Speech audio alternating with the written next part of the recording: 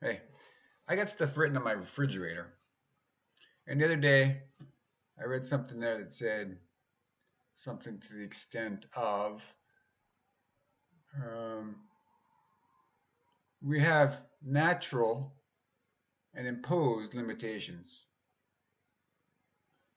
Purification is the illumination of self imposed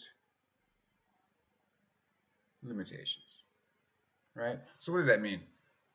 Um, Look at it this way: when we're born, we're completely innocent, we're pure, we're purity, we're uncorrupted, we're not dirty in our minds, in our hearts.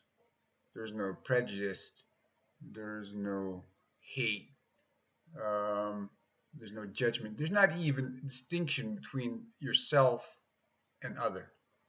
Okay, so this is the pure state of a human being, or one of the pure states. So as we go on, we are taught and shown um, things that, like I said, corrupt that negate that. In fact, that you are separate, and then by separating yourself, you're either better or you're worse, right? So um, either because you believe it yourself, oh, I'm no good, um, it's all my fault, these sort of things, or somebody taught you that um, all people from Bangladesh are dirty, or all people who have a different skin color than you are inferior to you, and should be detested even, or the neighbor next door is an idiot. Any of these things that other people have told you and shown you, and you have learned yourself.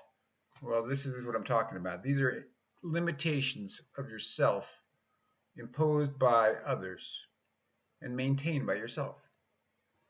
So the idea of purification um, is just to illuminate these things, because these things are not, most often, almost always, not visible to oneself. You don't understand that you're creating your own limitation, or what that limitation is, or how that limits you.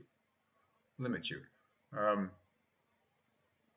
so this purification process is somehow you have to be able to self-reflect, um, and you need the mirror of truth, so to speak, so that you can actually see what's there and not what you believe to be there. Um, Now, this can be often done by um, a change of perspective. It is done by a change of perspective, so that you can turn around and see yourself. And the way this change of perspective can happen is either because you get new information, um, you have like a shocking experience that crushes that ideal you have. Like, for example, you think that all people that are blue are horrible people, and then all of a sudden you get seriously hurt, you fear for your life, and a blue person comes and saves your ass with good compassion, and you see that everything that you believed before it was wrong. So this can also radically change your perspective. Um, and sometimes you can watch other people, if you're open enough to not even changing yourself, but to the other person, where you totally accept that person, and they show you the opposite of what your limitation is, so that you can see that it's not necessarily so. Change is possible, and this can also happen.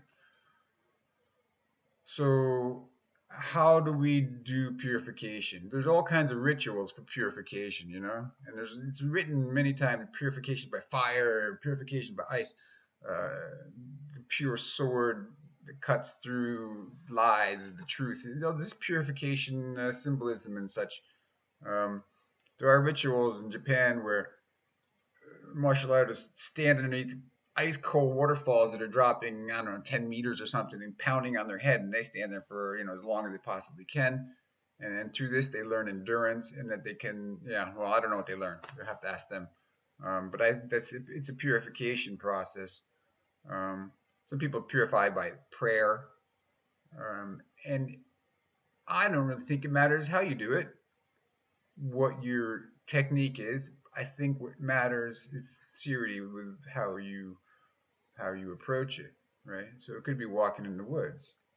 It could be tightrope walking, right? It could be jumping a rope. It could be drawing, dancing, playing music, anything that you're honest and self-reflective about, and you go into the question of limitations. That's required in purification, or whatever it is you're trying to purify. I call them limitations, but you might call it something else. Yeah. So yeah, that's what I just wanted to say this time. So peace.